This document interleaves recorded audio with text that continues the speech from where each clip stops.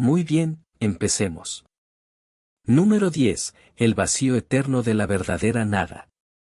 En 1929, el astrónomo Edwin Hubble publicó observaciones en el observatorio Mount Wilson que revelaron que galaxias distantes se alejaban de nosotros en todas direcciones.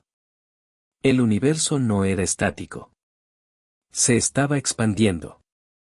Durante casi un siglo, los cosmólogos han intentado responder a la pregunta que surge naturalmente de este descubrimiento: si el universo se está expandiendo, ¿hacia dónde se expande?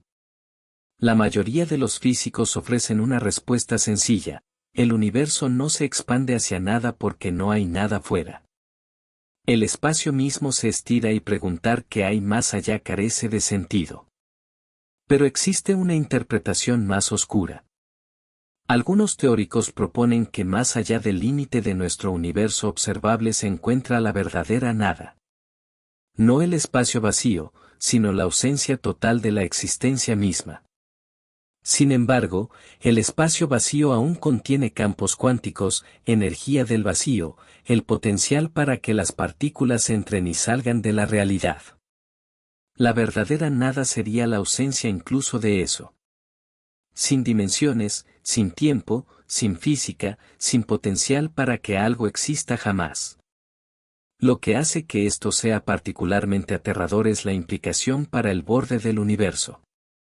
Si nuestra realidad tiene un límite y más allá se encuentra la nada genuina, entonces la expansión no está llenando un nuevo territorio. Está consumiendo el vacío, convirtiendo la no existencia absoluta en realidad a la velocidad de la inflación cósmica. En algún lugar allá afuera, tal vez a 46.000 millones de años luz de distancia, el borde de todo está rozando el borde de la nada. Y las matemáticas no garantizan que la expansión continúe para siempre. Si el proceso se invierte, si la realidad comienza a retroceder en lugar de avanzar, esa nada vendrá por nosotros. No como destrucción, sino como simple cesación. En un momento existes, al siguiente nunca estuviste allí para empezar, y nada en el universo recuerda que estuviste. Número 9. El multiverso de la física hostil. En 1957, el físico Hugh Everett III presentó su tesis doctoral en Princeton, proponiendo que cada medición cuántica crea realidades ramificadas. Su interpretación de los muchos mundos fue descartada durante décadas. Hoy en día, una parte importante de los físicos en activo la toma en serio, pero la teoría ha evolucionado más allá de la simple ramificación. Los cosmólogos modernos proponen que nuestro universo es una burbuja en un vasto multiverso, y que las demás burbujas operan bajo leyes físicas fundamentalmente diferentes. En estos universos vecinos, la velocidad de la luz podría ser distinta. La gravedad podría ejercer una fuerza lateral. La fuerza nuclear fuerte podría no existir en absoluto, lo que significa que los átomos no podrían formarse. Algunos universos podrían tener 4 o 7 dimensiones espaciales. Otros podrían tener el tiempo retrocediendo o girando en círculos cerrados. Cada burbuja es una realidad autónoma con sus propias constantes, sus propias reglas, su propia versión de lo que puede y no puede existir. Lo que hace que esto sea particularmente inquietante es la geometría del multiverso. Estas burbujas no están separadas por la distancia en el sentido convencional. Existen en un marco de dimensiones superiores donde la colisión es posible. En 2015, los astrónomos detectaron un enorme punto frío en el fondo cósmico de microondas. Una región anómala de aproximadamente 1.800 millones de años luz de diámetro que algunos investigadores interpretaron como evidencia de una colisión pasada con otro universo. La cicatriz que queda cuando dos realidades se tocan. Si otra burbuja colisiona con la nuestra, las consecuencias dependen enteramente de la física del intruso. Un universo con fuerzas electromagnéticas más fuertes desintegraría nuestros átomos al contacto. Uno con un comportamiento gravitacional diferente colapsaría nuestras galaxias instantáneamente. El límite entre universos se propagaría a la velocidad de la luz, convirtiendo nuestra realidad en la suya sin previo aviso y sin posibilidad de resistencia. En algún lugar de las dimensiones superiores, las burbujas flotan a través de la espuma de la existencia, y una de ellas puede que ya esté en curso de colisión con todo lo que conoces. Número 8. Los observadores hiperdimensionales. En 1884, el maestro de escuela Edwin Abbott publicó una novela llamada Flatland que describía seres bidimensionales que no pueden comprender a un intruso tridimensional.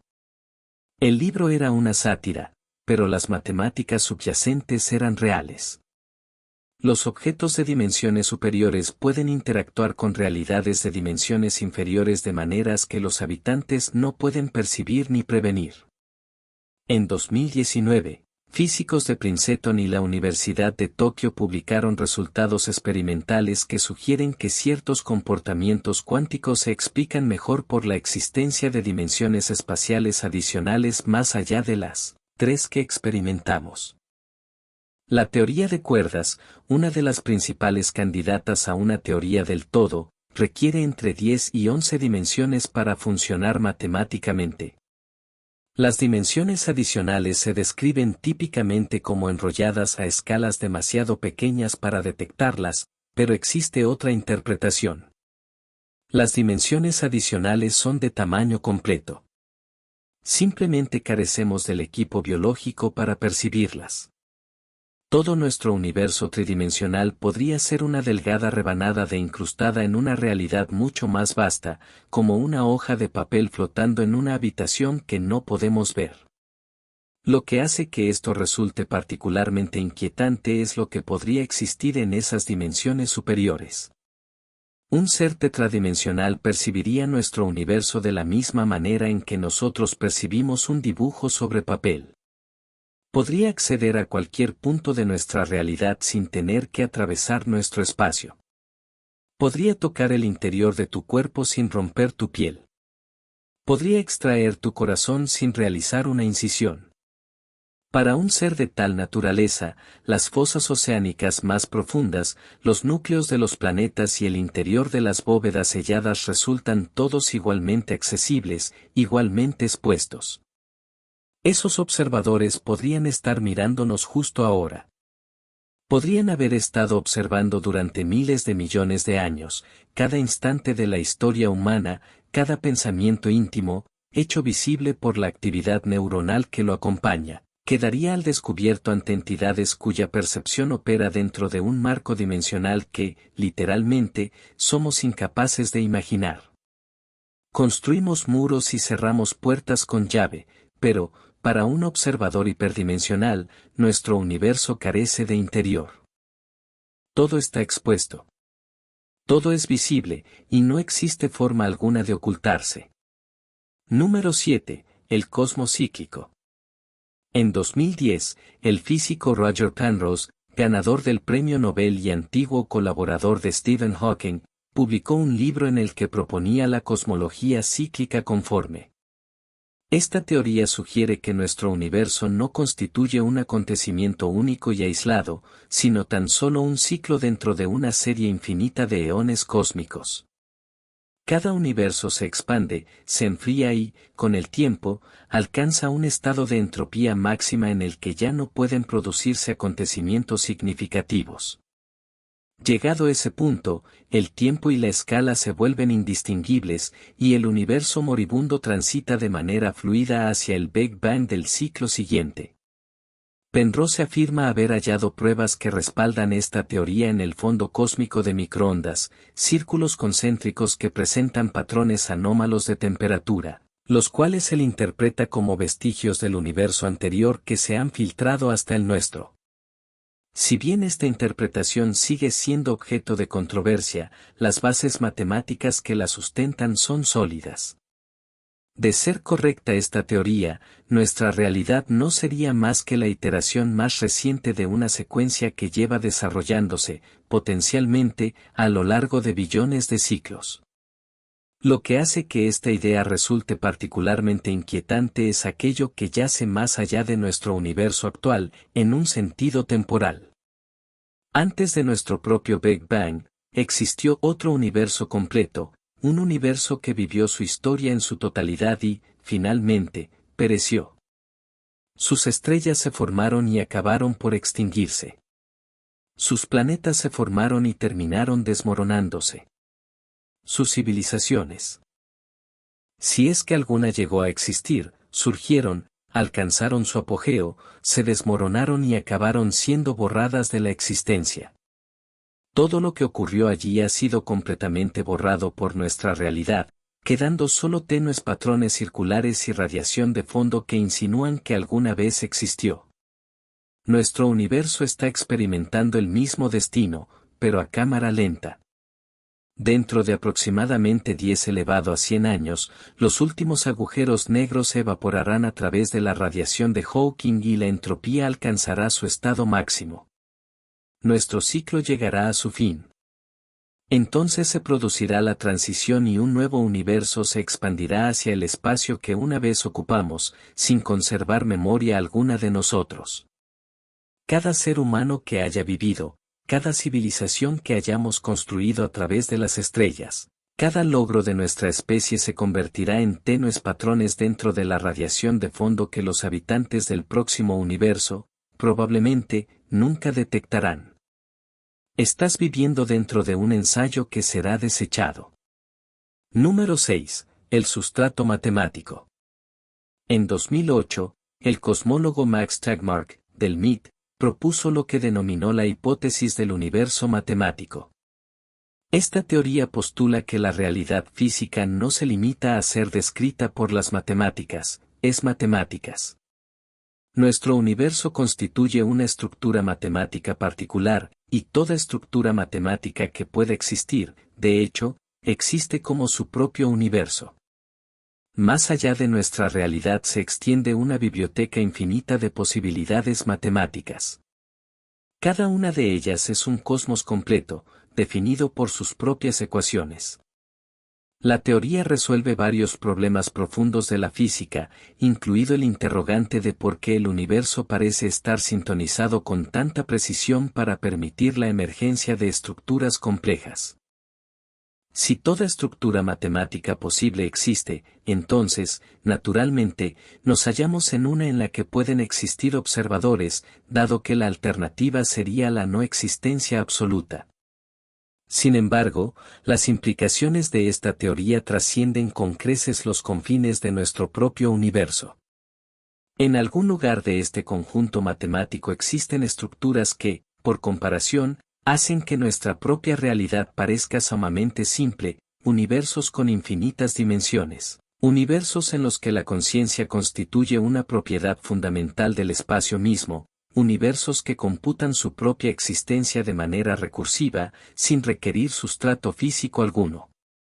Lo que resulta particularmente aterrador de todo esto es el estatus que nuestra realidad ocupa dentro de este marco conceptual, no somos especiales. Somos una ecuación más dentro de un conjunto infinito, no somos ni más reales ni más importantes que cualquier otra. Un matemático que garabatea sobre una pizarra podría definir una estructura que contenga un universo completo, poblado por miles de millones de habitantes. Y ese universo existiría con exactamente el mismo peso ontológico que el nuestro. Es posible que nuestro cosmos sea el producto accidental de un cálculo realizado en una realidad a la que no tenemos acceso, un cálculo que nadie ha advertido y que nada preserva. Y es que las matemáticas no requieren de observación alguna. Existir. Las estructuras siguen siendo reales, independientemente de si alguien las calcula o no. En algún lugar del sustrato matemático, cada horror que teóricamente podría ocurrir, ocurre. Cada universo en el que eres torturado eternamente. Cada universo en el que la humanidad es esclavizada por algo peor. Cada posible configuración de sufrimiento existe como una estructura matemática válida, tan real como aquella que habitas actualmente e igualmente imposible de escapar desde su interior. Número 5. La civilización simuladora más allá del cosmos. En 2003, el filósofo Nick Bostrom, de la Universidad de Oxford, publicó su Argumento de la simulación, en el que propone que las civilizaciones avanzadas, capaces de ejecutar simulaciones de sus antepasados, crearían muchísimas más realidades simuladas que la única realidad base. Estadísticamente, es mucho más probable que nos encontremos dentro de una de esas simulaciones que fuera de todas ellas.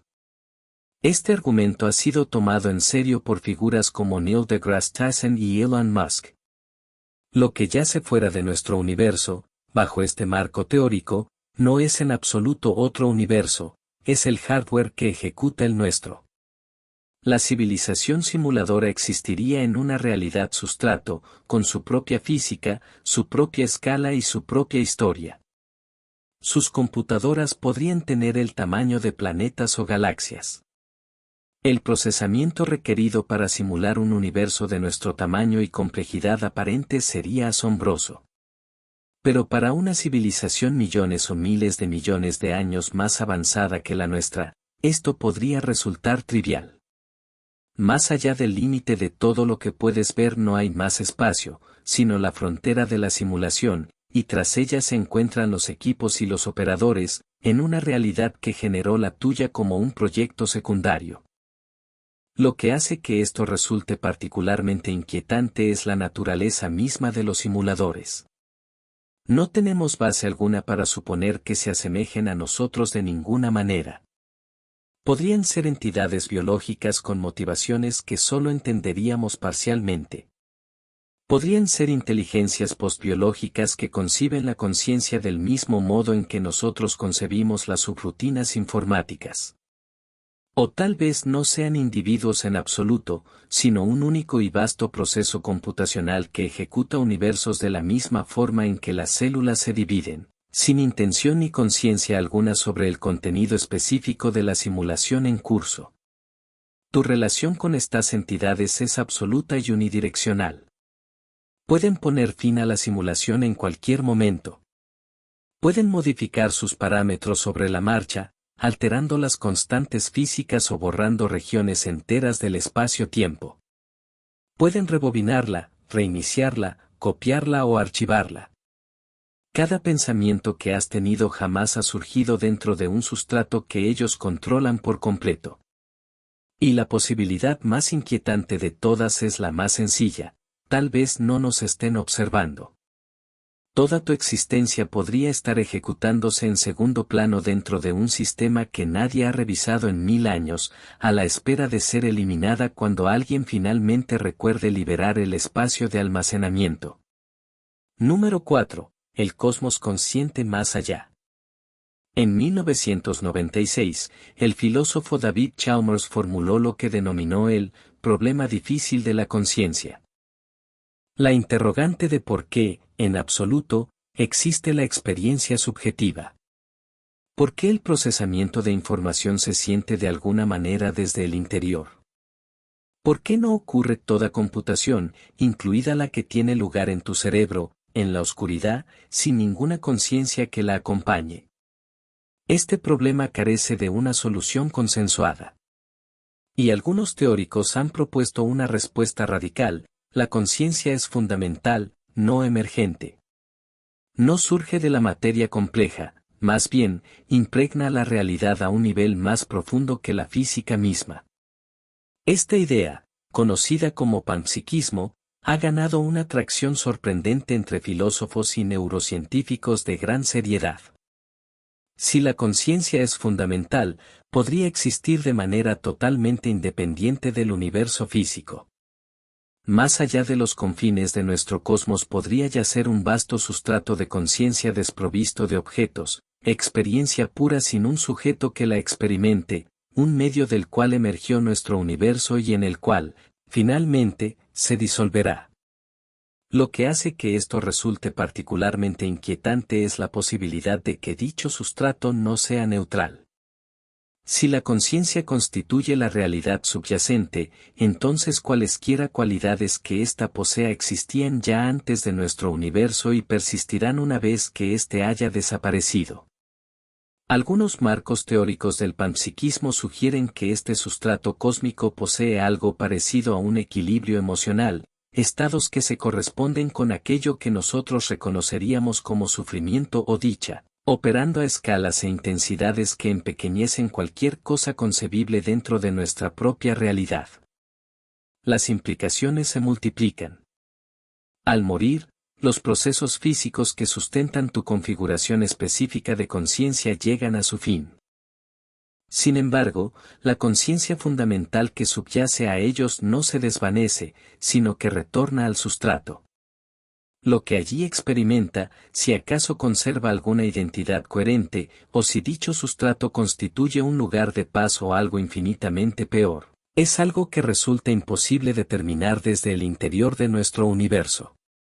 Todo ser humano que ha muerto a lo largo de la historia ha ingresado en este estado, y ninguno ha regresado para dar testimonio de ello. El silencio que imaginas que sobreviene tras la muerte podría no ser, en absoluto, un silencio, podría tratarse de algo completamente distinto, experimentado por aquello que alguna vez fuiste, durante una duración que no guarda relación alguna con el tiempo. Tal como lo entiendes actualmente. Número 3. El reino exterior depredador. En 1998, los físicos Lisa Randall y Raman Sundram propusieron un modelo que sugiere que nuestro universo es una membrana tridimensional, o braña, que flota en un espacio de dimensiones superiores, denominado el Bulk. Otras brañas, otros universos, flotan en las proximidades, inmersas en este medio de dimensiones superiores. Esta teoría se desarrolló con el fin de resolver ciertos problemas de la física de partículas, sin embargo, plantea una posibilidad inquietante: si los universos flotan como membranas dentro de un espacio más vasto, es posible que dicho espacio no esté vacío. El Bulk podría albergar entidades que existen de forma nativa en dimensiones superiores, sin haber estado jamás confinadas a una sola braña en particular. Tales seres percibirían la totalidad de nuestro universo como una delgada lámina suspendida en su propio entorno. Podrían desplazarse libremente entre las brañas, entrando y saliendo de los universos del mismo modo en que nosotros pasamos de una habitación a otra. Para ellos, la distinción entre nuestro cosmos y el contiguo sería meramente geográfica. Lo que hace que esta idea resulte particularmente aterradora es la naturaleza de las actividades que dichas entidades podrían estar llevando a cabo. La evolución dentro del Bulk daría lugar a organismos adaptados a las condiciones imperantes en dicho espacio, y es posible que tales condiciones favorezcan la depredación de las formas de vida que habitan en las brañas. Un ser que se alimentara de la energía liberada durante los eventos cósmicos, o de la información contenida en los observadores conscientes, tendría acceso a la totalidad de los universos que conforman el multiverso, considerándolos como potenciales cotos de caza. Entrarían en una braña, consumirían aquello que vinieron a buscar y se retirarían antes de que sus habitantes pudieran siquiera detectar su presencia. La extinción de los dinosaurios, las repentinas desapariciones registradas a lo largo de la historia de la Tierra y el inexplicable colapso de civilizaciones en distintos puntos de la galaxia, fenómenos que, según sugiere la paradoja de Fermi, deberían estar ocurriendo, podrían constituir, en su conjunto, pruebas de incursiones procedentes del Bulk. Algo irrumpe desde el exterior, se alimenta y se marcha. El universo visitado prosigue su curso, portando consigo una cicatriz que es incapaz de identificar, una extinción masiva que no logra explicar plenamente, una civilización que enmudeció por razones que carecen de todo sentido físico. Tendemos a asumir que las catástrofes provienen del interior de nuestro propio universo, sencillamente porque nuestro universo es lo único que podemos percibir. Sin embargo, es posible que el verdadero peligro provenga siempre del exterior, de direcciones para las cuales carecemos de palabras, y que sea traído por entidades que conciben la totalidad de nuestra realidad como una mera fuente de alimento. Número 2. El antiuniverso que avanza en retroceso. En 2018, los físicos Lon Ball, Karen Fenn y Neil Toro publicaron un artículo en la revista Physical Review Letters en el que proponen que el Big Bang no dio origen a un único universo, sino a dos, nuestro propio universo y un universo espejo en el cual el tiempo fluye en dirección opuesta. La materia es reemplazada por antimateria y las leyes de la física se reflejan. Los dos universos se extienden desde el Big Bang en direcciones temporales opuestas, como dos rayos que parten de un mismo punto. La teoría explica con elegancia varios misterios de la física moderna, incluida la predominancia de la materia sobre la antimateria en nuestra realidad. En el universo espejo, la antimateria es la que predomina, equilibrando así la balanza cósmica. El artículo ha sido citado cientos de veces y, si bien la teoría sigue siendo uno de los varios modelos en competencia, no ha sido descartada. Más allá del comienzo de nuestro universo no yace el vacío, sino otro cosmos completo que recorre toda su historia en sentido inverso con respecto al nuestro. Lo que resulta particularmente inquietante de esto es la cuestión de sus habitantes. Si el universo espejo posee estrellas y planetas, es posible que albergue vida. Y si alberga vida, ésta percibe el transcurso del tiempo hacia adelante desde su propia perspectiva, tal como lo haces tú desde la tuya. Para ellos, es nuestro universo el que avanza en sentido inverso. Para ellos, nosotros somos el reflejo invertido, el cosmos sombrío donde todo está al revés. Las implicaciones para la identidad individual son profundas. En algún lugar del universo espejo, podría existir una versión de ti, compuesta de antimateria, que vive una vida que refleja la tuya a lo largo de algún eje que tú no puedes percibir. Cuando tomas una decisión en tu propia línea temporal, ¿ocurre algo análogo en la suya? Cuando mueres, ¿experimenta tu contraparte del espejo algún suceso relacionado? ¿O acaso tu muerte en el tiempo que avanza hacia adelante corresponde a su nacimiento en el tiempo que retrocede? Las matemáticas no pueden responder a estas interrogantes desde el interior de ninguno de los dos universos. Tienes un gemelo al que jamás conocerás, cuya existencia depende de la tuya y cuyo destino se halla entrelazado con el tuyo de un modo que la física es incapaz de desentrañar.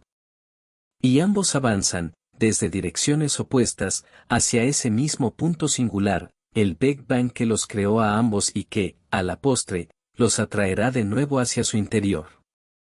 Número 1. El arquitecto indiferente. En todas y cada una de las teorías que postulan qué es lo que yace más allá de nuestro universo, existe una única implicación que atraviesa las ecuaciones matemáticas y se resiste a desaparecer.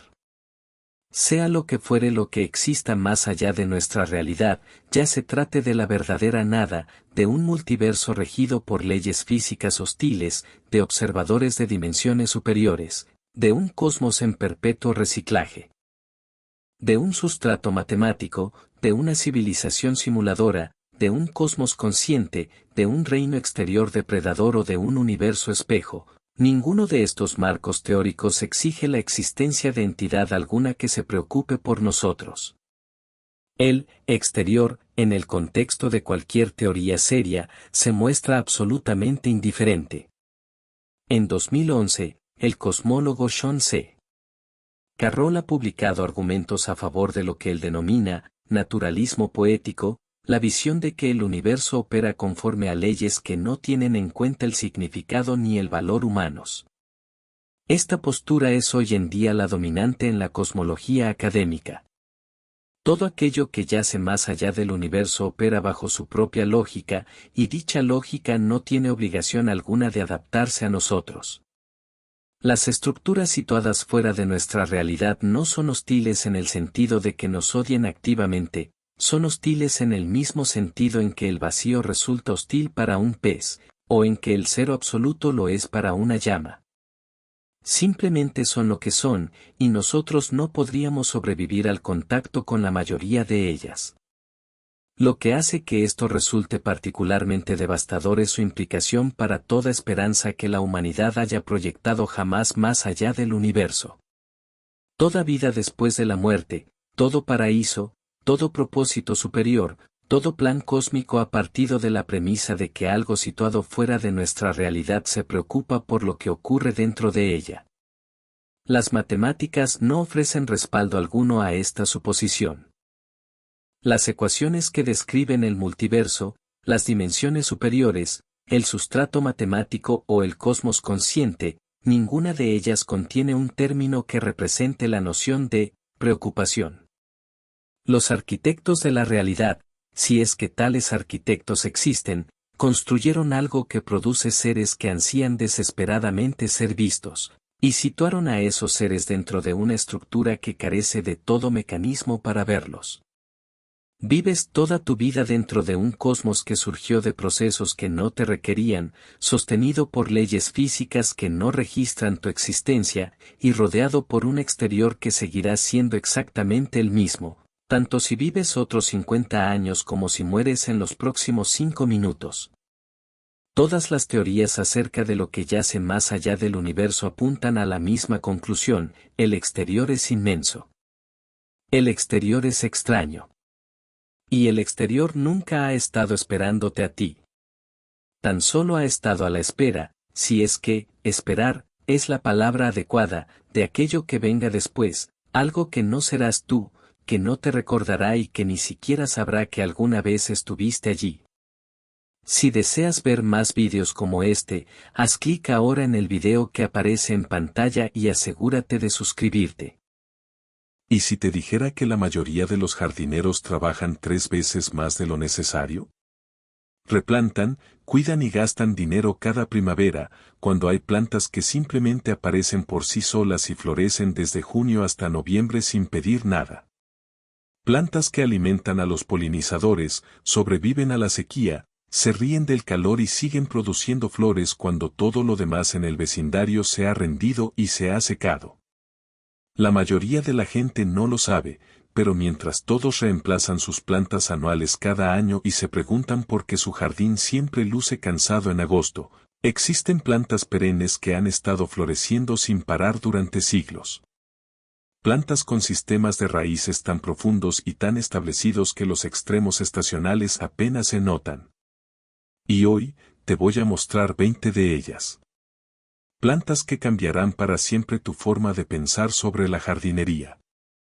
Quédate, porque la número 8 de esta lista tiene una sola variedad que ha sido documentada floreciendo continuamente desde finales de la primavera hasta las primeras heladas. Estamos hablando de 6 meses de color ininterrumpido de una sola planta. Y el número 20 es el que tu jardín no puede faltarle al final de la temporada. Florece con fuerza justo cuando todo lo demás se está apagando y alimenta a los polinizadores durante octubre cuando casi nada más lo hace. Asegúrate de presionar el botón de suscribirse porque publicamos nuevos videos cada semana sobre vida autosuficiente, autosuficiencia y cultivo de tus propios alimentos y medicinas. Ahora, entremos en materia. Aquí hay 20 plantas perennes de larga floración que le darán a tu jardín color ininterrumpido hasta las primeras heladas. Clasificadas de impresionantes a absolutamente increíbles. Número 1. Coropsis, la margarita incansable. Empecemos con la coropsis porque ninguna otra planta de esta lista ofrece un argumento inicial más sólido en contra de las flores anuales. Esta planta brillante y alegre, a veces llamada semilla de tix, ha crecido en prados y praderas de América del Norte durante miles de años. Los pueblos indígenas la usaban con fines medicinales y la reconocían como una de las plantas con flores más resistentes y adaptables del continente. Y aquí está la cuestión: la industria de las flores anuales no quiere que pienses demasiado en ella. La coropsis florece continuamente desde principios del verano hasta las primeras heladas sin necesidad de ser replantada, reemplazada ni mimada de ninguna manera significativa. He aquí por qué funciona. La coropsis es originaria de las praderas, lo que significa que su sistema radicular está diseñado para la sequía, el calor y los suelos pobres. No gasta energía en sobrevivir. La invierte toda en flores. Sus flores son de un amarillo brillante, naranja, coral y rojo. Las variedades modernas como Moonbeam y Sunis han extendido aún más la temporada, con algunos tipos floreciendo durante 4 o 5 meses seguidos. Eliminar las flores marchitas ayuda a mantenerla, pero incluso sin ello, la coropsis continúa produciendo nuevas flores a medida que avanza la temporada. No se resiente con el calor. No se desespera con las sequías. Simplemente florece. Plántela a pleno sol y en suelo bien drenado. Una vez establecida, olvídese de ella y observe cómo florece. La coropsis es el equivalente en el jardín a ese empleado que nunca se queja, nunca falta al trabajo y, de alguna manera, siempre cumple con su cometido. Si todavía compras bandejas de marigolds cada mayo, la coropsis es la conversación que necesitas tener contigo mismo. Número 2. La salvia, la espiga que florece mes tras mes. La salvia se subestima porque es común. La ves en macetas de estacionamientos y parterres municipales y asumes que es una flor tímida. Te equivocarías. La familia de la salvia tiene una larga e importante historia. En la herboristería tradicional europea y mediterránea, las salvias se consideraban algunas de las plantas curativas más versátiles que existen. El nombre en sí proviene del latín salvare, salvar. Y si bien las salvias culinarias y medicinales se llevan la mayor parte del crédito cultural, las salvias ornamentales perennes tienen algo que esas anuales en la maceta del estacionamiento nunca tendrán. Un sistema de raíces que vuelve más fuerte cada año y flores que regresan durante meses. Aquí está el mecanismo. La salvia produce espigas florales altas repletas de flores tubulares individuales. Esas flores están hechas para los polinizadores. Los colibríes, las abejas y las mariposas no pueden resistirse a ellas. La planta está diseñada para producir nuevos brotes durante toda la temporada, especialmente si se eliminan las flores marchitas cortando los brotes secos a la mitad. Esto estimula a la planta a generar nuevos brotes desde la base y a reiniciar el ciclo. Variedades como Magic, Blue Hill y la nativa salvia azurea ofrecen brotes azules, morados, rosas o rojos desde finales de la primavera hasta el otoño. Algunas variedades, como la delicada pero espectacular Wandy's Wish, florecen casi sin parar en zonas cálidas. Plante la salvia a pleno sol con buen drenaje y manténgala alejada. Una vez establecida, tolera la sequía y prospera incluso en suelos pobres. Los suelos ricos y con exceso de enmiendas la debilitan y reducen su floración. La salvia es una planta que recompensa la negligencia y castiga la delicadeza. Lleva haciéndolo miles de años y no parece que vaya a cambiar. 3. La flor de cono, la fuente inagotable de polinizadores. Si hay una planta que representa la confluencia de belleza, resistencia y valor ecológico, es la flor de cono. Echenia purpurea y sus parientes fueron ampliamente utilizadas por los pueblos indígenas de las grandes llanuras, no solo como medicina, tema que hemos tratado en otros videos, sino también como indicador de la salud ecológica. Donde las flores de cono crecían abundantemente, la tierra estaba sana. La planta era inseparable de un ecosistema de pradera funcional. Esto no es nostalgia, es biología. La flor de cono es una de las perennes nativas más importantes de Norteamérica para el sustento de los polinizadores.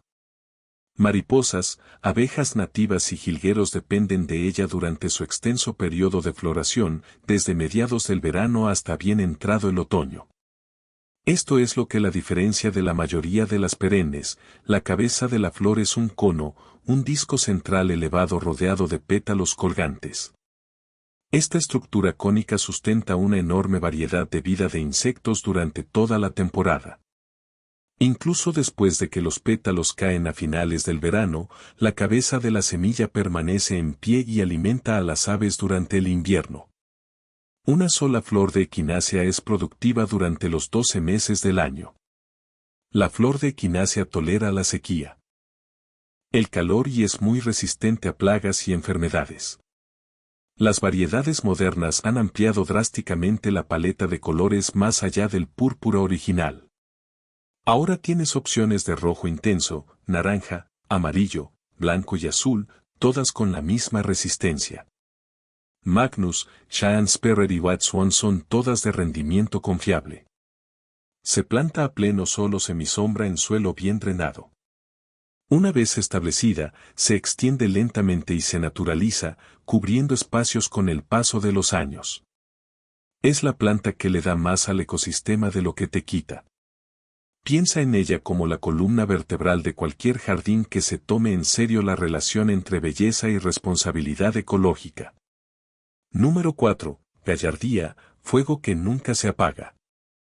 La gallardía tiene una de las identidades visuales más impactantes de cualquier planta perenne en cultivo. Flores rojas y amarillas llamativas que parecen pintadas por el sol de verano. Y se comporta exactamente como esperarías de una planta que adora el sol. Cuanto más calor hace, mejor florece. Conocida como flor manta, aunque hablaremos específicamente de la galardia aquí y le dedicaremos una entrada aparte más adelante. La galardia ha sido un elemento básico en los jardines y praderas de Norteamérica durante siglos. Su tolerancia al calor es legendaria. Mientras que otras plantas perennes se marchitan y mueren durante el abrasador agosto, la galardia alcanza su máximo rendimiento. He aquí lo que la hace tan especial. La galardia es una planta de pradera que ha evolucionado para soportar el sol implacable y la sequía del verano.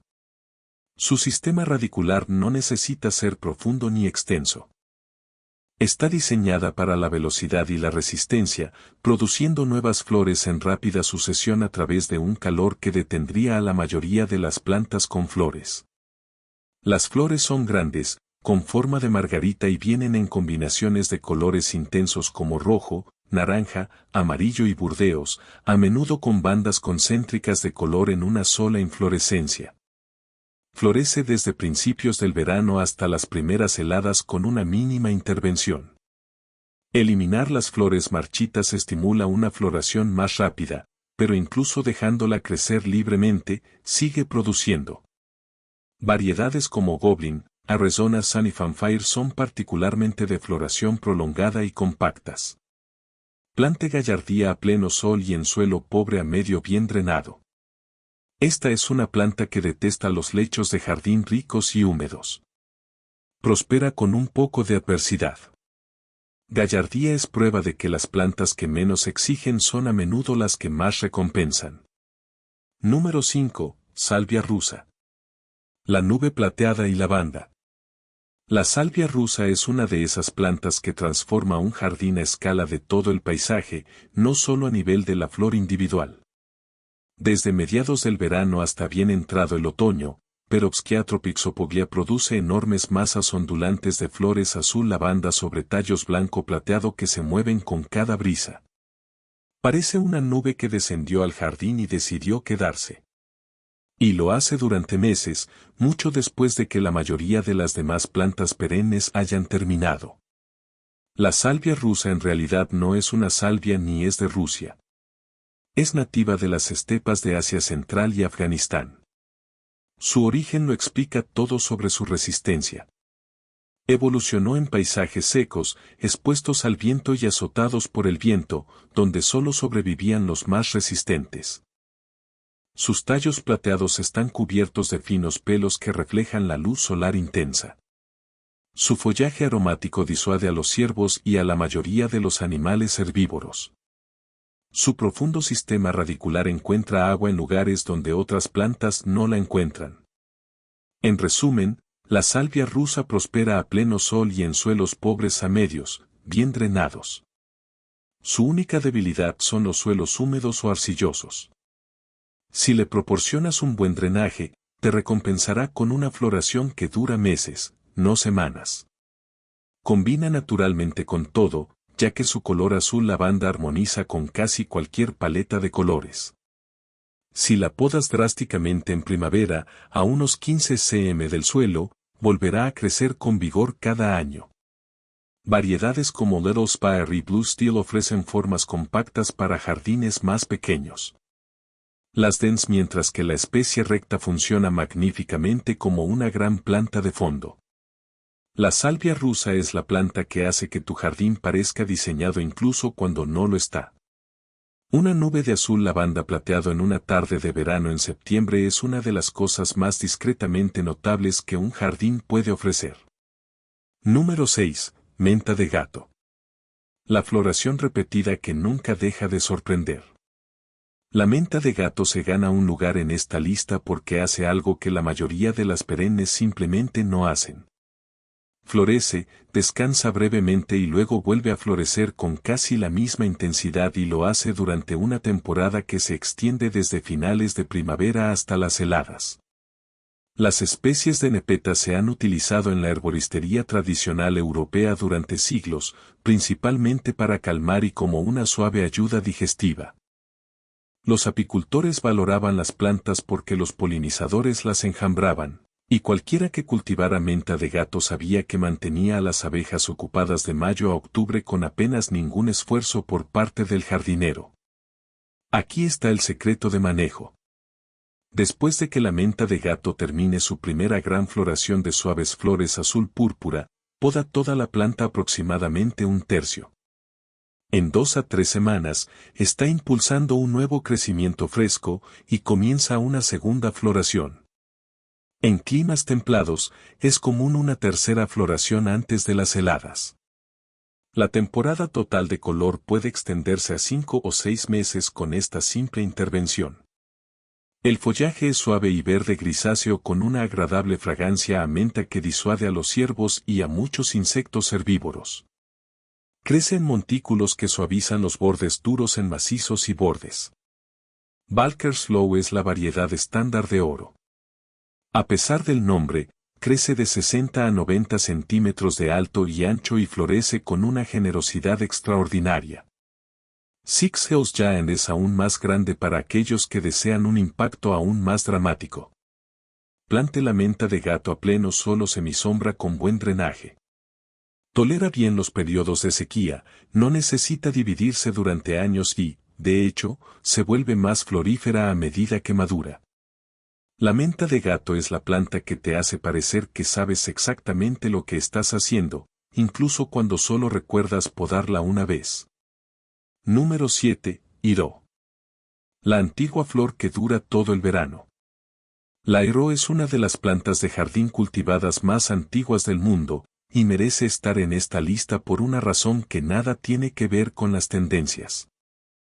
Achille milofolium se cultiva en jardines europeos y asiáticos desde la antigüedad. Nombrada en honor a Aquiles, quien se dice que la usaba para tratar las heridas de sus soldados en el campo de batalla, la iro era considerada indispensable tanto en el botiquín como en el jardín. Se cultivaba con fines curativos, para preparaciones herbales y por la sencilla razón práctica de que florecía sin cesar durante el calor del verano, cuando casi ninguna otra planta lo hacía. He aquí el mecanismo detrás de este espectáculo. La iro produce racimos de flores anchos y planos llamados corimos, compuestos por docenas de pequeñas flores individuales. Esta estructura la hace irresistible para los insectos beneficiosos, y la planta produce nuevos racimos de flores en rápida sucesión durante el calor del verano y hasta bien entrado el otoño. El follaje es fino y parecido al de un helecho, lo que le da a la planta una textura etérea incluso entre ciclos de floración. Los híbridos modernos de iro han ampliado drásticamente la paleta de colores más allá del blanco original. Hoy tienes rojos intensos, burdeos profundo, amarillo dorado, coral y salmón. Todos con la misma resistencia y duración de floración que el original. Coronation Gold, Paprika y la serie Galaxy son ejemplares excepcionales. Planta la iro a pleno sol y en suelo bien drenado. Divídela cada 2 o 3 años para mantenerla vigorosa. Elimina las flores marchitas para fomentar una floración continua y poda drásticamente a finales del verano para un nuevo brote otoñal. La iro no solo sobrevive al descuido. Parece genuinamente ofendida por demasiada atención. Es una de las relaciones más honestas que puedes tener en un jardín. Dale casi nada y te dará meses de floración a cambio. Número 8. Geranio resistente. 6 meses de color ininterrumpido. Ahora, estamos entrando en los verdaderamente extraordinarios. Y la variedad que le otorga a esta entrada su lugar cerca de la cima de esa categoría es Rosan. Los geranios resistentes, no el pelargonio delicado que la mayoría de la gente llama geranio, sino el verdadero geranio perenne, tienen una larga historia en los jardines rústicos de toda Europa, particularmente en Gran Bretaña, donde han sido elementos básicos de los macizos de plantas perennes desde el siglo XVII. Pero durante la mayor parte de esa historia, incluso las mejores variedades tenían un periodo de floración limitado de 6 a 8 semanas. Rosan cambió eso. Introducida en el año 2000, se convirtió en una de las plantas perennes de venta más rápida en la historia de la jardinería porque hace algo que ningún geranio resistente había hecho de manera confiable antes: florece desde finales de la primavera hasta las primeras heladas. Hay informes documentados de floración continua de mayo a noviembre. 6 meses en la misma planta sin parar. Esta es su biología.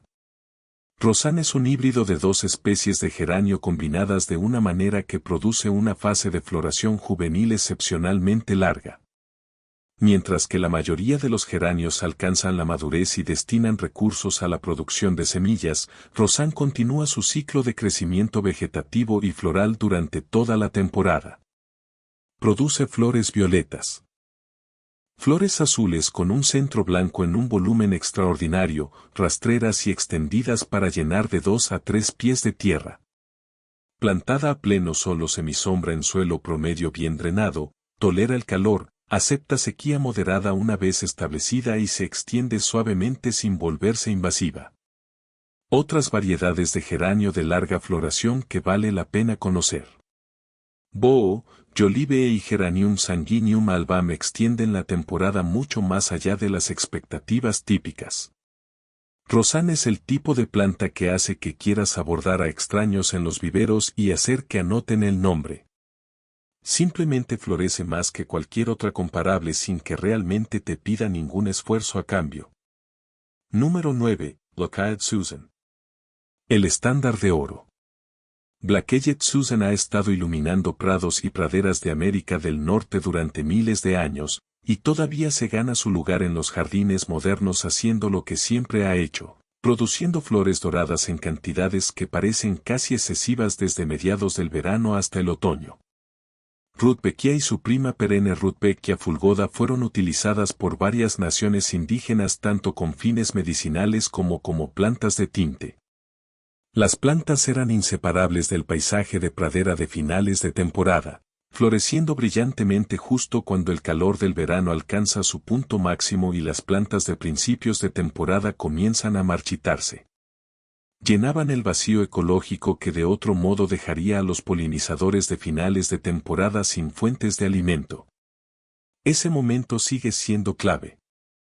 La Rudbeckia fulga comienza a florecer a mediados del verano y continúa durante el otoño con flores de color amarillo dorado consistentes y confiables alrededor de centros de color marrón oscuro. Las flores atraen mariposas, abejas nativas y jilgueros que se alimentan de las cabezas de semillas a medida que maduran.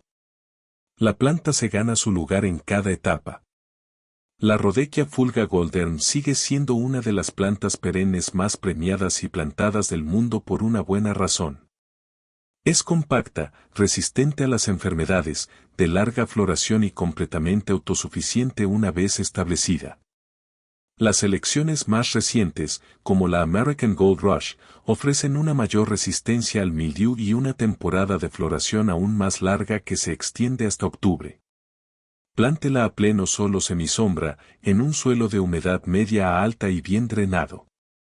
La Rudbeckia fulga tolera mejor la arcilla que la mayoría de las plantas perennes y se extiende gradualmente para formar colonias densas y de bajo mantenimiento. Recorta los tallos a finales de otoño o deja las cabezas de semillas para que atraigan a los pájaros en invierno.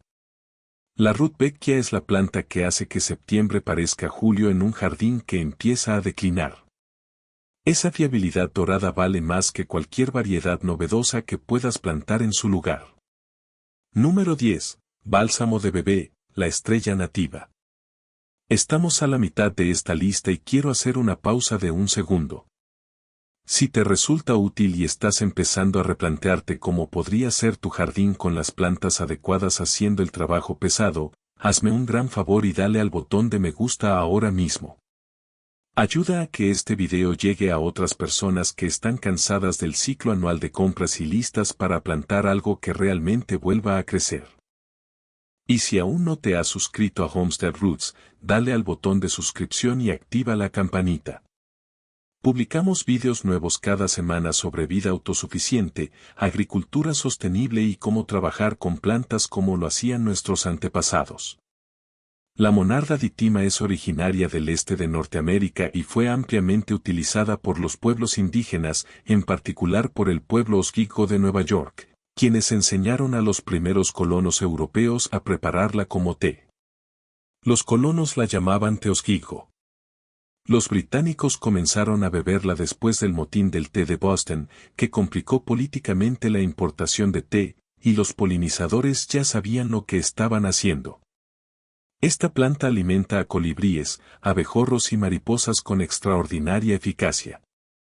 La estructura de la flor es la razón por la que la monarda ditima produce cabezas florales peludas y con forma de araña en vibrantes colores rojo, rosa, púrpura y blanco. Estas flores están repletas de néctar y son arquitectónicamente perfectas para los polinizadores, especialmente para las abejas de alas largas y los colibríes. La floración se produce en oleadas durante el verano, con el pico principal en julio y agosto, extendiéndose hasta septiembre, con rebrotes ocasionales si se poda después del pico. El oidio ha sido históricamente una debilidad de la especie, pero las variedades modernas como Jacob Clan, Raspberry One y la serie Be Happy han mejorado drásticamente su resistencia. Plante a pleno sol o semisombra en suelo húmedo y rico. Esta es una planta perenne que disfruta de un lecho bien preparado. Se extiende mediante estolones subterráneos, formando colonias que se expanden año tras año. La melisa es la planta que trae el jardín vivo a su puerta. Literalmente, si la planta cerca de una ventana, verá a los colibríes revolotear desde dentro de su casa. Esa es una relación con el jardín que ninguna flor anual jamás ha ofrecido.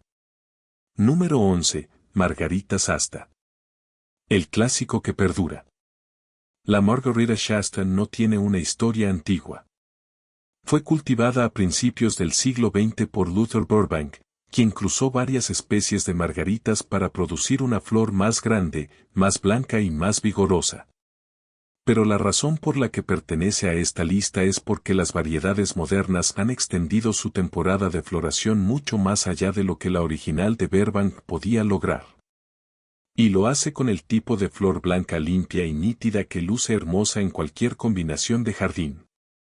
Lochena Max Superbum produce la margarita blanca arquetípica con un centro dorado que la mayoría de la gente tiene en su imagen mental de cómo debería verse un jardín. La temporada de floración va desde principios de verano hasta bien entrado el otoño con la eliminación regular de las flores marchitas. Y las variedades más nuevas como Becky y Snowcap son genuinamente de floración prolongada sin requerir una intervención excesiva. Este es el ritmo de mantenimiento. Elimine las flores marchitas regularmente. Recorte el tallo hasta el primer brote lateral y la planta responde produciendo continuamente nuevos tallos florales.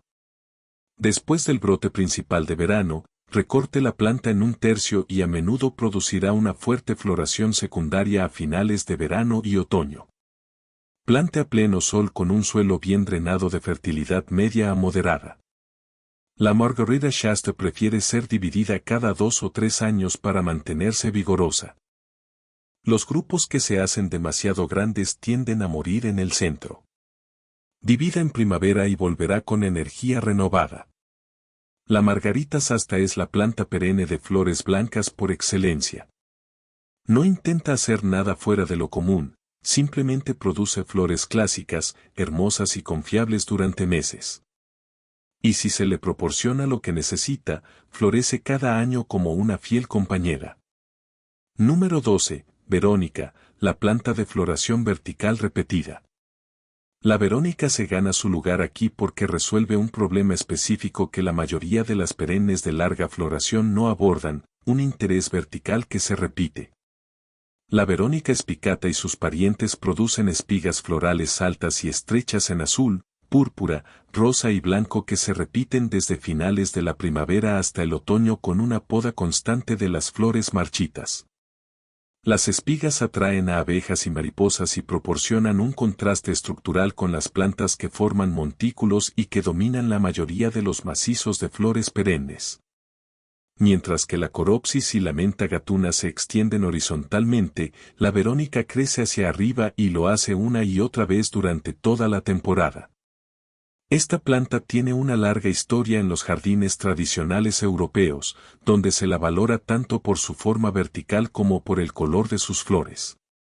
Los herbolarios usaban especies relacionadas de Verónica con fines medicinales, y la Verónica era un elemento común en los bordes de los jardines rústicos mucho antes de que llegara la mejora genética moderna de las plantas perennes para perfeccionarla aún más. Eliminar las flores marchitas es clave para una floración continua. Retire las espigas marchitas rápidamente. Recorte hasta los brotes laterales o la base del tallo y las nuevas espigas emergerán en 2 o 3 semanas. Si se deja que produzca semillas, la planta deja de florecer. Manéjela activamente y la temporada se extenderá drásticamente. Woodmiss Grouse y Royal Candles son dos variedades compactas de floración particularmente prolongada. Sunny Border Blue tiene la distinción adicional de ser altamente resistente al mildiu. Plante a pleno sol con suelo bien drenado. La Verónica es la planta que resuelve el problema del jardín plano cuando todo lo demás se extiende ancho y bajo. La Verónica apunta hacia arriba y ofrece a la vista un punto de referencia. Es práctica y elegante a la vez, y ofrece esas cualidades durante meses. Número 13. Garden Flax. El ancla fragante que dura un mes. Garden Flax es la planta que convierte un jardín de verano en una experiencia sensorial en lugar de solo visual. La flor paniculada produce grandes racimos redondeados de flores fragantes en combinaciones de blanco, rosa, rojo, morado, lavanda y bicolor que llenan el aire con un aroma imposible de describir sin transportarte a algún recuerdo veraniego. Los jardines coloniales estadounidenses la exhibían prominentemente. Los jardines de casas de campo en toda Gran Bretaña la adoptaron en los siglos XVIII y XIX. Ha sido una piedra angular del borde de verano durante más de 300 años. La fragancia tiene una función práctica que va más allá del disfrute humano. Es una señal a larga distancia para los polinizadores, en particular las mariposas, de que hay néctar disponible. La flor paniculada es una de las plantas más importantes para las mariposas a mediados del verano, ya que sustenta a las monarcas. Las mariposas cola de golondrina y las mariposas fértiles durante sus periodos de vuelo máximos. La temporada de floración se extiende desde mediados del verano hasta principios del otoño, con un momento específico que varía según la variedad. Elimina los racimos de flores marchitas para estimular los brotes laterales y una floración continua. Al igual que la melisa, el oidio ha sido históricamente un desafío, pero variedades como David, Robert Poor y Blue Paradise ofrecen una resistencia significativamente mejorada. Plante a pleno sol o con sombra ligera por la tarde en suelo húmedo, rico y bien drenado. La flor de jardín prefiere la humedad constante. No deje que se seque por completo durante el calor intenso del verano. Divida cada 3 o 4 años para mantenerla floreciendo con toda su fuerza. La flor de jardín es esa planta que te hace detenerte y quedarte ahí respirando por un minuto. Eso no es casualidad en el jardín. Es precisamente la idea. Número 14. Dili. La revolución de las flores rojas. Durante la mayor parte de la historia de la jardinería, los dilis florecían una sola vez y pasaban el resto de la temporada allí, luciendo decorativos pero sin flores. La aparición de variedades que vuelven a florecer de forma fiable cambió. Evita esa ecuación por completo. Las especies de Hemorrhalis se han cultivado en Asia durante más de 3000 años. Se utilizan con fines medicinales, se consumen como alimento y se cultivan ornamentalmente con igual entusiasmo. El nombre significa hermosa por un día. Cada flor individual dura solo un día, pero la planta produce docenas de capullos en cada tallo. Y un grupo bien establecido genera múltiples tallos a lo largo de la temporada. Las variedades de refloración son las que le dieron al Dili un lugar en esta lista. Estella de oro fue el gran avance. Un pequeño Dili de color amarillo dorado que florece a principios del verano, descansa brevemente y vuelve a florecer repetidamente durante el otoño. Se convirtió en una de las plantas perennes más vendidas del mundo porque realmente cumple lo que promete. Las variedades de refloración más recientes, como Happy Returns, Ruby Stella y Rosy Returns, han ampliado la gama de colores y mejorado aún más el rendimiento de la refloración. La clave para maximizar la refloración es eliminar los tallos marchitos de la base tan pronto como terminen de florecer. Esto redirige la energía de la planta de la producción de semillas a la producción de nuevos tallos florales. La humedad regular durante la temporada de crecimiento activo también ayuda a mantener la frecuencia de relum. Plante a pleno sol o en sombra parcial en suelo medio a moderadamente fértil y bien drenado. Los Dillés son famosos por su adaptabilidad y tolerancia a una amplia gama de condiciones. Divida cada 4 o 5 años cuando el centro del grupo comience a morir. Los Dillés son la democratización del borde de plantas perennes. Hermosos, resistentes, adaptables y ahora gracias a la revolución del relomín. Con una floración realmente larga, Estella de Oro hizo más para que la jardinería de plantas perennes fuera accesible a la gente común que casi cualquier otra cosa en el siglo XX. Número 15. Flor de manta, el campeón del calor. Si el verano es abrasador y todo lo demás en el jardín está sufriendo, la flor de manta está teniendo su mejor día, Gallardía grandiflora. Y aquí es donde le damos a la flor de manta su momento dedicado.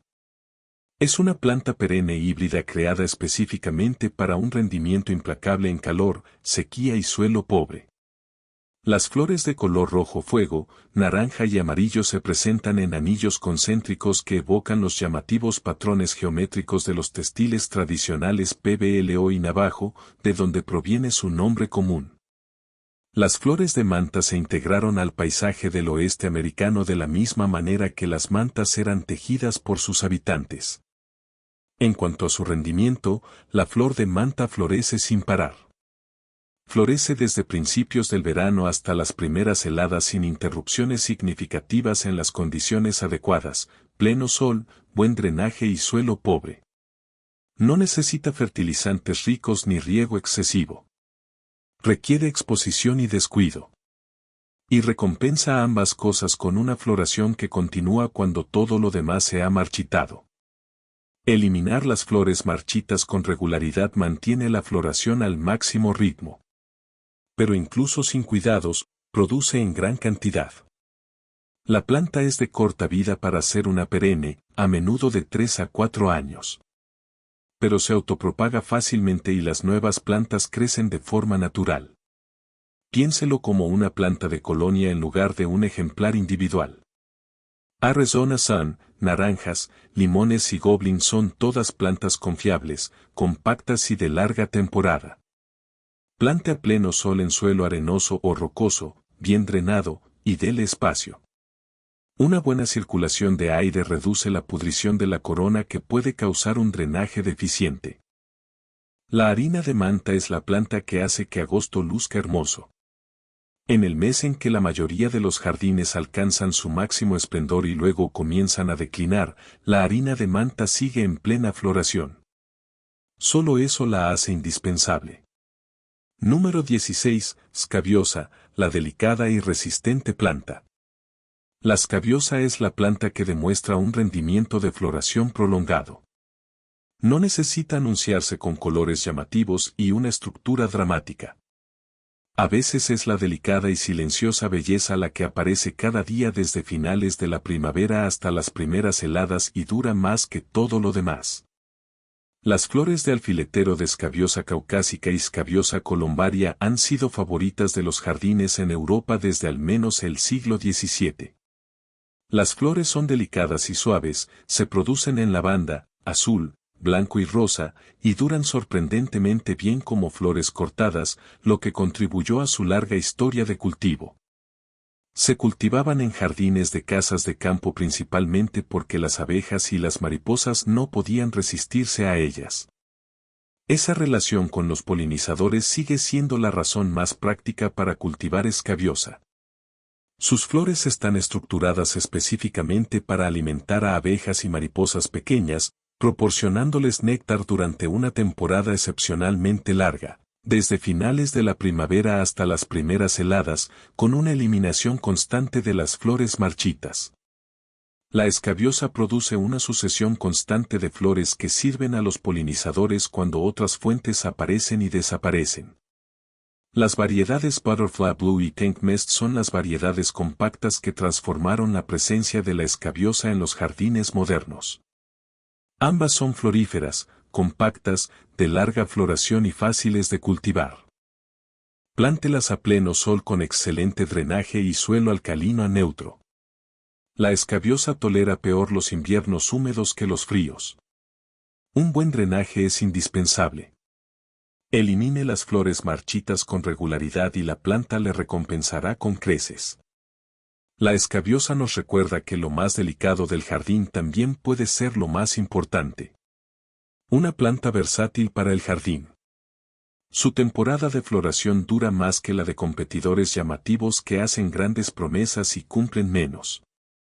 Número 17. Un Stilby, la solución para jardines de sombra. Aquí es donde la lista se vuelve importante por una razón que va más allá de las plantas en sí. No todos los jardines están a pleno sol.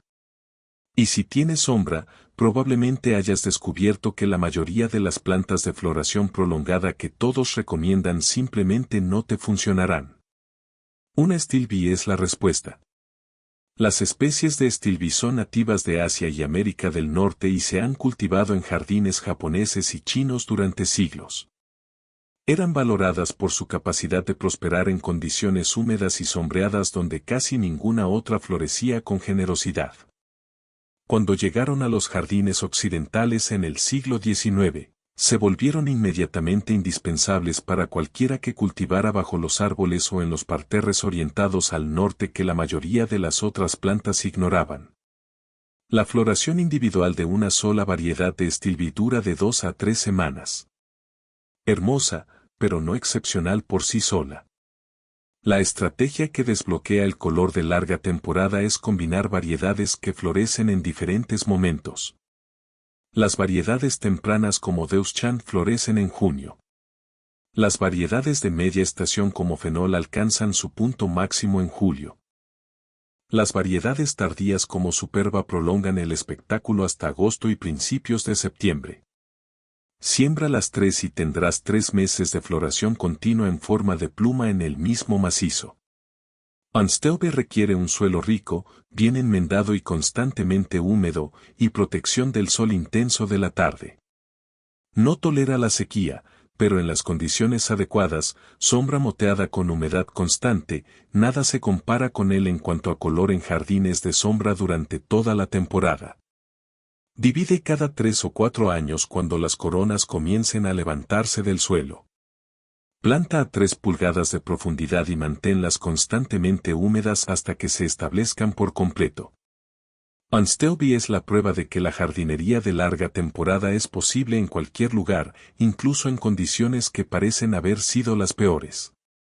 A veces, la limitación es la invitación a descubrir la solución más hermosa.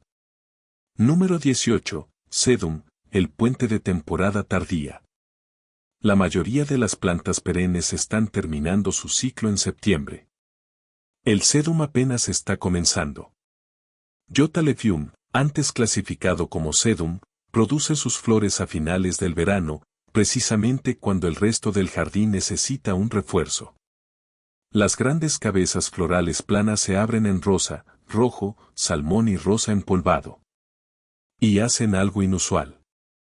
Se mantienen atractivas durante todo el proceso, desde el capullo hasta la plena floración y la cabeza de semillas secas, proporcionando interés desde agosto hasta enero si se dejan en pie. Los cultivos de piedra se han utilizado en la herboristería tradicional asiática y europea durante siglos. El género tiene cientos de especies distribuidas por todo el hemisferio norte y muchas se usaban tópicamente para afecciones de la piel. Pero los sedums ornamentales de borde representados por Autumn Joy Marrona y Purple Emperor se desarrollaron con un propósito completamente diferente: extender la temporada de borde perenne hasta bien entrado el otoño con un mínimo esfuerzo. En la práctica, el sedum hace tres cosas secuencialmente. Comienza con un atractivo follaje azul verdoso desde la primavera en adelante. Luego, los capullos florales emergen a finales del verano como estructuras parecidas al brócoli antes de abrirse, ya atractivas en la etapa previa a la floración. Luego, las flores se abren completamente y alimentan a las abejas y mariposas de finales de temporada. Luego, las cabezas de las semillas se secan adquiriendo un tono rojizo y cobrizo, y mantienen su forma estructural durante el invierno, proporcionando hábitat y belleza simultáneamente. Plante a pleno sol con suelo bien drenado a seco. El sedum es extremadamente tolerante a la sequía. Evolucionó en hábitats rocosos expuestos y, de hecho, se desarrolla mal en condiciones ricas y húmedas, volviéndose flácido y abriéndose. En tutores si esto se convierte en un problema o plante hierbas Autumn Joy, que es naturalmente más compacta y autosuficiente. El sedum es el puente entre la temporada de jardín y el jardín de invierno. Sin él, septiembre es donde termina la historia del color. Con él, la historia continúa en un capítulo diferente. Más silencioso, más estructural, pero aún hermoso. Número 19, anémona japonesa. La elegante llegada de finales de temporada.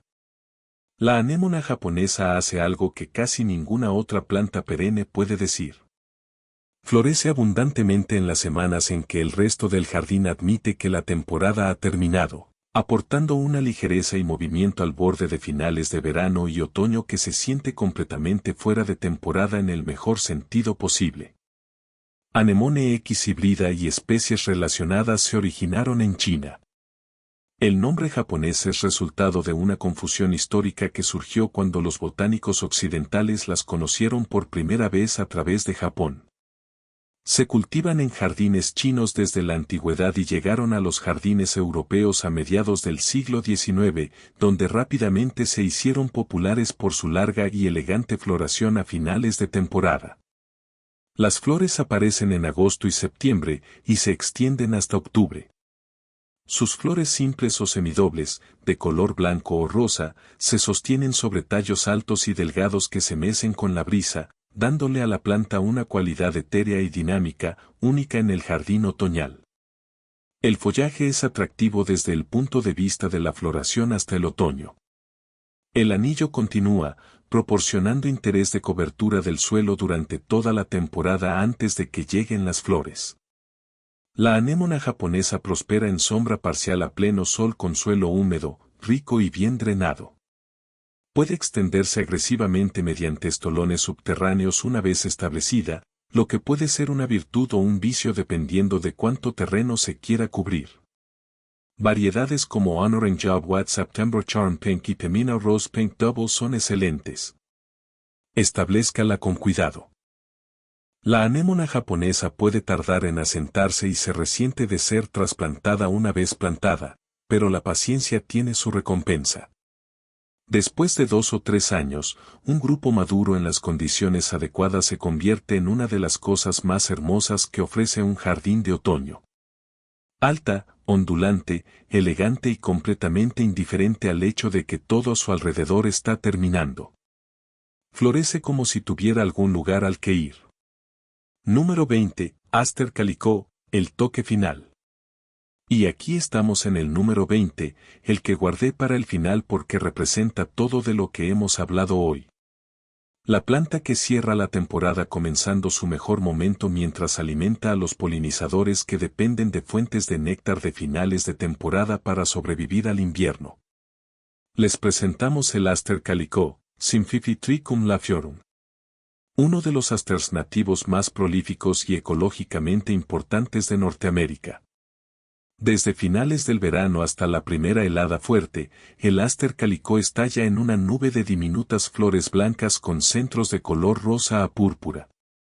Una sola planta madura produce miles de flores individuales y se cubre tan densamente que los tallos y el follaje se vuelven casi invisibles bajo la floración. No requiere poda, ni tierra especial, ni riego. Simplemente se abre en agosto y no se detiene hasta que la helada la mata en noviembre. Pero aquí está lo que hace que el Aster calico sea realmente extraordinario y no solo visualmente impresionante. Es una de las plantas polinizadoras nativas más importantes de todo el año. Específicamente por cuando florece a finales de septiembre y octubre, cuando la mayoría de las flores ya se han marchitado y los polinizadores migratorios buscan desesperadamente alimento antes del invierno. El Aster calico está en su máximo esplendor. Las abejas, las mariposas, incluidas las monarcas, y docenas de especies de abejas nativas especializadas dependen de ella como un salvavidas al final de la temporada. Nuestros ancestros comprendieron esta relación intuitivamente.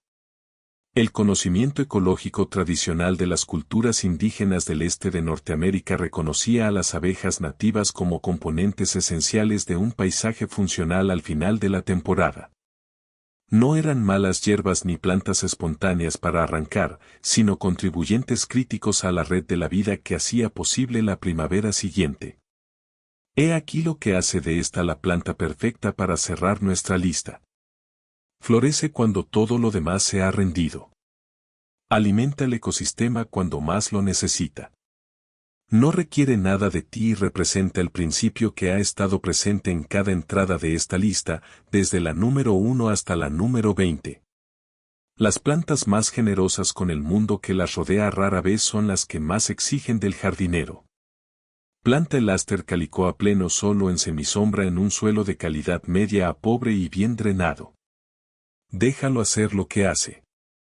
Y a finales de octubre, cuando la helada finalmente la marchita y la temporada termina, comprende que dio todo lo que tenía y que, gracias a ello, algún polinizador está mejor preparado para sobrevivir al invierno.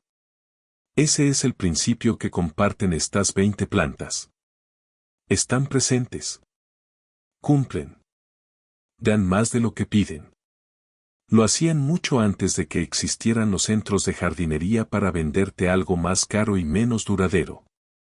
Si te quedas con una sola idea de este video, que sea esta, un jardín basado en plantas perennes de larga floración no solo es más fácil de mantener, sino que es más auténtico. Trabaja con la tierra en lugar de luchar contra ella.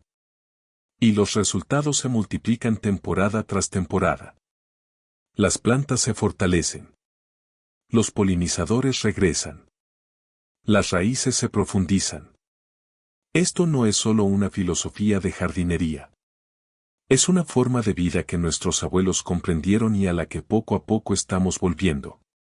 Si este video te ha parecido valioso, dale a me gusta. Realmente ayuda a que este contenido llegue a quienes lo necesitan.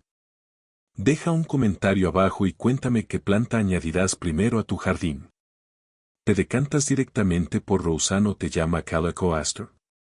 Leo todos los comentarios y me encanta saber de vosotros. Y si aún no te has suscrito a Homestead Roots, ¿a qué esperas? Suscríbete, activa las notificaciones y nos vemos en el próximo episodio.